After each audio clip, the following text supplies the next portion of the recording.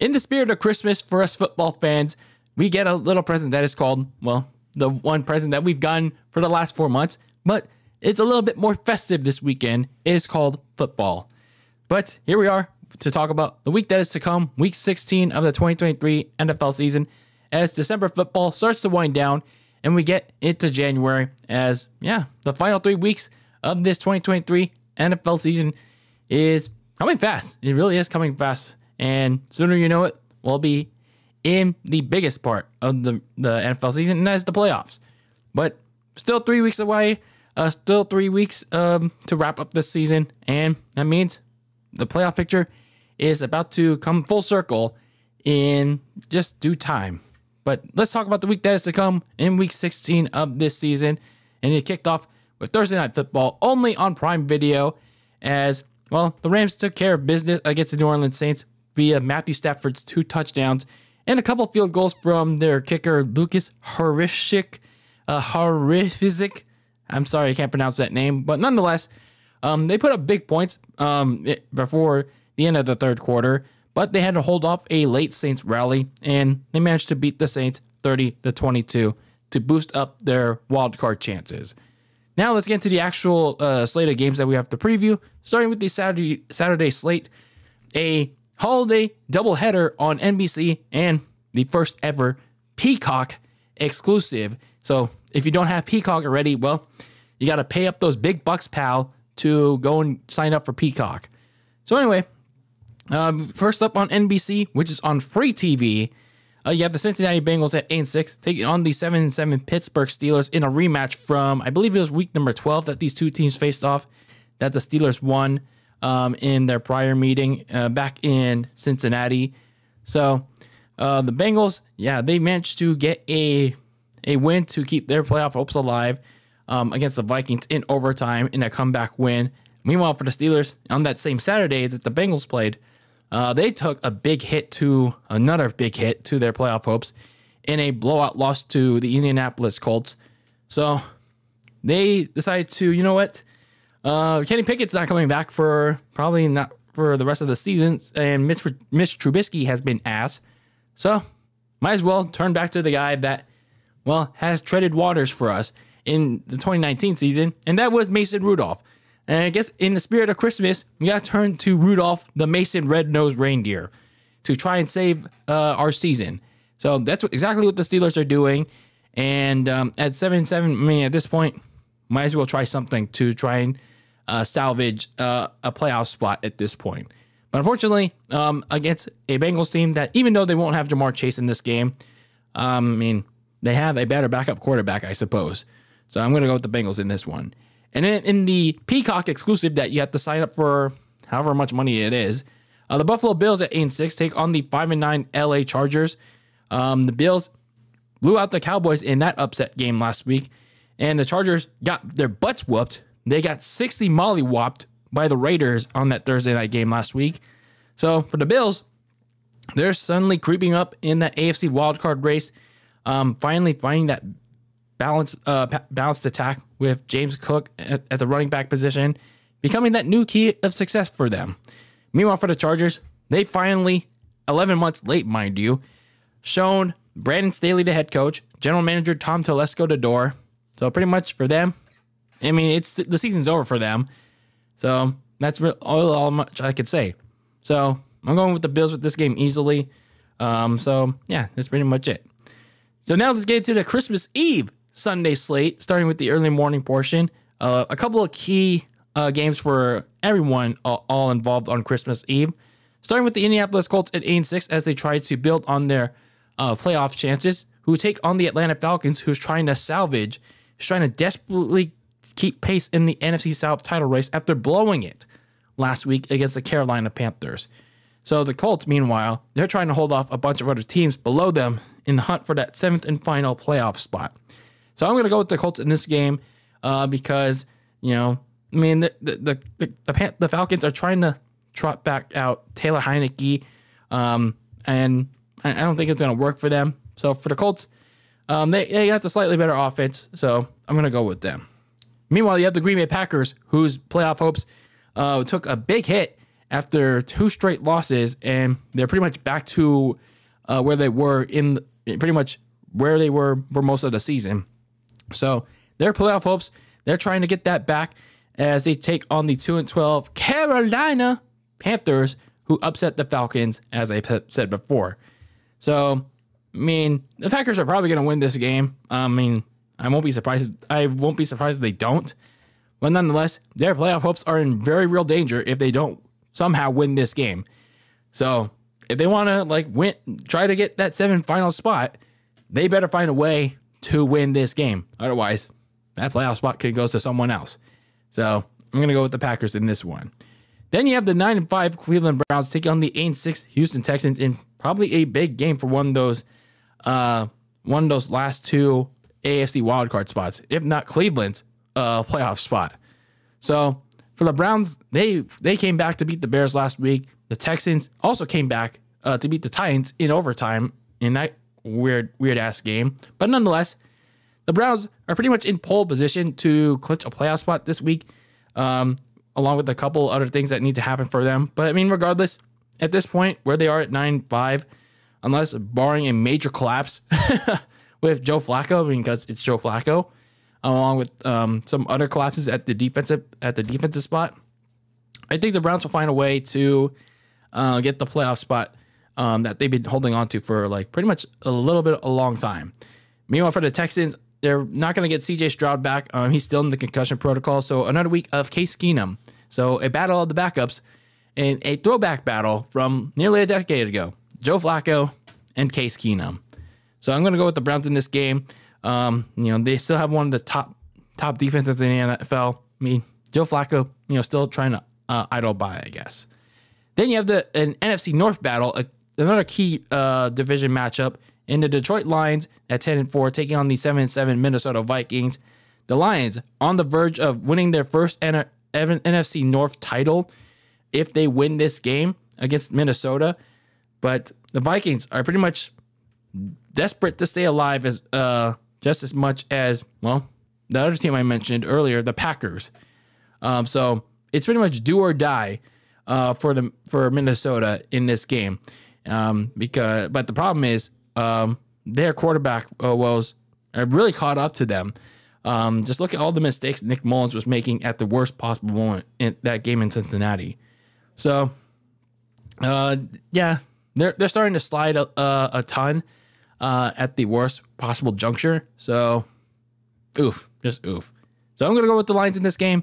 They're gonna clinch their first ever NFC North title, unless they suddenly don't decide not to show up on Sunday. Then you have the Washington Commanders at 4-10 taking on the 5-9 New York Jets. I mean, somebody's got to win this game, right? The battle of the worst ranked offense and defense in the NFL. So, I mean, someone's got to win this game, right? So, in terms of this game, I mean, the Commanders are going to stick with their quarterback, Sam Howell, despite benching him last week. I mean, at this rate, yeah, I mean, you're already eliminated from playoff contention. You got to evaluate him somehow. So, anyway, for the Jets, I mean, at least the book on Aaron Rodgers' comeback is finally closed. They're not going to bring him back anymore. I mean, there's no point. I mean, I'm not sure if I said this already. I mean, even if they were to try to bring him back, I mean, it's there's not really a point. There wasn't really a point to it. The Jets' season was already dead and buried with whoever they're going to try that under center once Aaron Rodgers got injured. But damn. So the Jets are already eliminated from playoff contention, so there was no point in bringing Aaron Rodgers back. So it's a moot point. So in terms of this game, I mean, I'm just going to go with the Jets. Then you have the Seattle Seahawks taking on the Tennessee Titans. Seahawks at 7-7, the Titans at 5-9. The Titans, I mean, their season's over. They're eliminated from playoff contention. They probably won't get a chance to evaluate Will Levis any further at this point because of a high ankle sprain. And honestly, I wouldn't, considering, that's kind of a rough injury.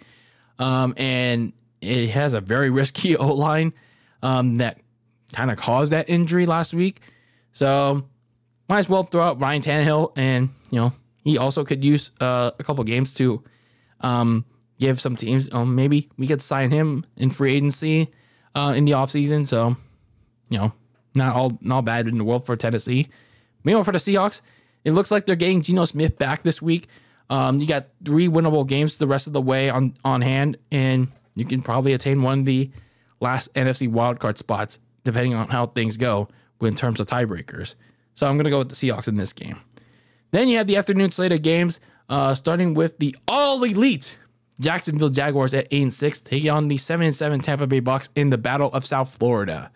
The Jaguars lost a really bad game that they could have had in the Ravens 23-7 at home. Like, they really could have had that game, but too many mistakes. And now they're in danger of losing that AFC South lead to either the Colts or the Texans with another loss. But yeah, the Jaguars really have to start playing better. Stop making mistakes if they want to maintain that division lead, maintain that one wild card game at home in the playoffs. Meanwhile, for Baker Mayfield and the Bucs, they probably won't go too far in if they do make the playoffs, but it seems like things are clicking for that offense right now. Baker Mayfield had probably one of his best games of his career in Green Bay, torching that shockingly bad defense in the Packers right now. And well, just look at the rest of the NFC South. The Saints just did poorly against the Rams. The Falcons have a terrible quarterback situation, and well, the Panthers are just ineptly bad. So I'm gonna go on a little bit upset train here. Go with the Bucs in this one. Then we have the Arizona Cardinals at 3-11, and they take on the Chicago Bears at 5-9. In the game that could have implications in the top 5 draft order in the 2024 NFL Draft. So yeah, that's pretty much the summary of this game. So I'm gonna go with the Cardinals in this one. They do have Kyler Murray. He has a kind of slightly better offense, but beware of that Bears defense, man. It's been kind of doing a little bit better, but in terms of offensively, not so much. Then we have the big game of the Christmas Eve slate. The Dallas Cowboys at 10-4, taking on the also 10-4 Miami Dolphins. So the Cowboys looking to bounce back from that really bad blowout loss to the Bills last week. But for the Dolphins, they're trying to finally get a win versus a legitimate team. They're tired of beating up on these scrubs in like the Jets. So it's going to be an interesting one to watch on Christmas Eve afternoon. And I'm going to go with the Dolphins in this game. Then we have the NFL Network nightcap.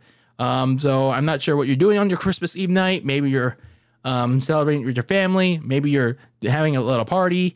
Or maybe you're watching this game. And that's the New England Patriots at 3-11 taking on the 7-7 Denver Broncos. So both of these teams lost last week. The Patriots, at least they're getting in pole position to get a top 5 draft pick, maybe to get a new quarterback with 3 games left. Meanwhile, for the Broncos, they took a bad loss in Detroit. And now, they're pretty much out of position anyway to go for the AFC West. But, they're trying to get back in the playoff race, in the wild card race. So they got to get back in the win column, keep pace with everyone else because they are kind of down bad. So I'm going to go with the Broncos in this one easily. Then now we have the Christmas Day slate. For football fans out there, it's beginning to look a lot like Christmas. Football is everywhere. It was pretty much everywhere in the games that I just talked about. But now you get it on Christmas. Christmas Day. And it kicks off with the Las Vegas Raiders at 6-8 take on the Kansas City Chiefs at 9-5, which is also going to be broadcast on Nickelodeon. So it's also a Nickmas Day of football. So this is a rematch from Week 12 when both these two teams faced each other back in Vegas. The Chiefs won that one a little bit easily in the second half. But the Raiders are coming off that big 60-point blowout win over the Chargers, and the Chiefs coming off that win against the Patriots. But interestingly enough for the Raiders, they're still on the verge of elimination despite that big Thursday night win. And I probably think that's going to be the case, despite a Chiefs team that's struggling with receiver problems. So the Chiefs are going to get that two for one. They're going to clinch the AFC West again and also eliminate the Raiders from playoff contention in this one. Then we have the afternoon Christmas Day game, and that is the New York Giants at 5-9 taking on the 10-4 Philadelphia Eagles. Both of these teams lost last week. The Giants lost a blowout to the Saints, and the Eagles lost to the Seahawks in an upset on Monday night. So that Tommy DeVito magic that the Giants were experiencing a couple days prior against the Packers, well, it ran out.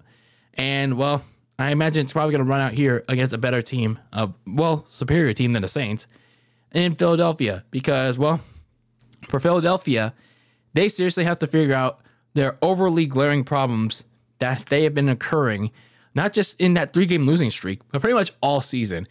But their problems that they've been experiencing prior to that is become completely magnified.